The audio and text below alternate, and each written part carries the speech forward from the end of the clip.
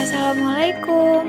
Halo guys, mari kita mendengarkan penjelasan tentang teori perkembangan karir Ellie Gisbert, teori kepribadian John L. Holland, dan teori batas dan kompromi Linda S. Gottfredson. Perkembangan karir dan sejarah teori Gisbert. Gisbert pada umumnya dipandang sebagai ahli pertama yang melakukan penelitian terhadap teori pilihan karir. Teori ini merupakan reaksi langsung dari tidak adanya konstruk teoritik yang bersifat terperinci dan komprehensif sehubungan dengan psikologi karir. Konsep umum teori Gisbert. Dalam pengembangan teori Gisbert dan teman sejawat meletakkan beberapa konsep umum sebelum masuk kepada konsep pokok teorinya. Beberapa konsep umum tersebut adalah Gisbert dan teman sejawatnya berpendapat bahwa faktor emosional mengambil peran yang penting dalam perkembangan karir. Ada 4 komponen yang dapat memberikan pada proses pemilihan karir individu selama masa remaja. Dalam proposalnya Gisbert menyatakan konsep mereka tentang orang dan pekerjaan. Unsur-unsur teori Gisbert, pokok yang dijadikan dasar bagi Gisbert dalam membangun teorinya adalah didasari atas pendekatan psikologis atas tugas-tugas perkembangan yang dilalui manusia. Terdapat 3 unsur, yaitu yang pertama, unsur proses, yang kedua unsur irreversibilitas, dan yang ketiga unsur kompromi.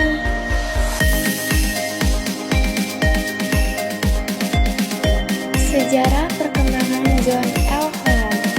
Menurut John Holland, dalam pergeseran penekanan profesi konseling dari perumusan teori pemilihan pekerjaan kembali pada pengoptimalan penggunaan evaluasi, intervensi, dan asesmen karir.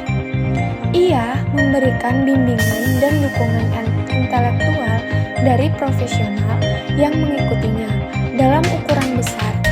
Holland memiliki model dan akun instrumen yang kreatif dan praktis dan mendapat dukungan yang besar dari publik dan kalangan profesional. Implikasi teori karir Holland terhadap bimbingan dan konseling karir di sekolah. Teori perkembangan karir tertentu berimplikasi pada tuntutan yang tertentu pula terhadap bagaimana dan apa yang harus dilakukan oleh konselor. Dalam proses konseling karir, konselor dalam memberikan layanan bimbingan karir sangat tergantung pada fokus bimbingan atau konseling karir yang dihadapinya. Secara garis besar, peran tersebut adalah: yang pertama, membantu membuat keputusan-keputusan karir dengan jalan memberikan informasi yang diperlukan. Yang kedua, membantu membuat keputusan karir dengan membuat keputusan. Yang ketiga, membantu membuat beberapa keputusan karir atau bukan satu yang saling berkaitan. Dan yang keempat, membantu memahami dan mengembangkan sifat-sifat yang dimiliki untuk mencapai keputusan karir yang telah dibuatnya. Teori Linda S. Gottfredson tentang batasan dan kompromi. Konsep teori batasan dan kompromi. Teori batasan dan kompromi yang dikembangkan oleh Gottfredson berfokus pada kesesuaian individu terhadap okupasinya, seperti minat, tujuan, keterampilan, kemampuan, dan watak individu.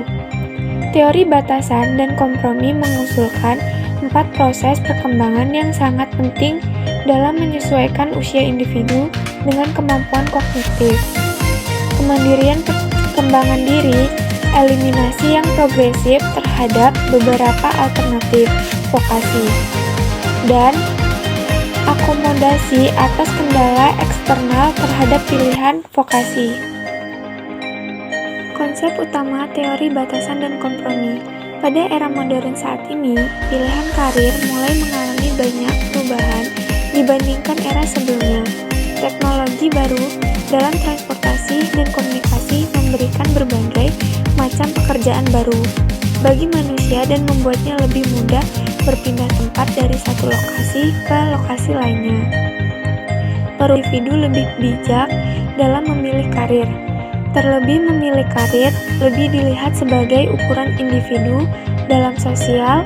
Remaja seperti layaknya orang dewasa akan membedakan pekerjaan berdasarkan dua dimensi, yaitu maskulin, feminin, dan tingkat prestise secara sosial.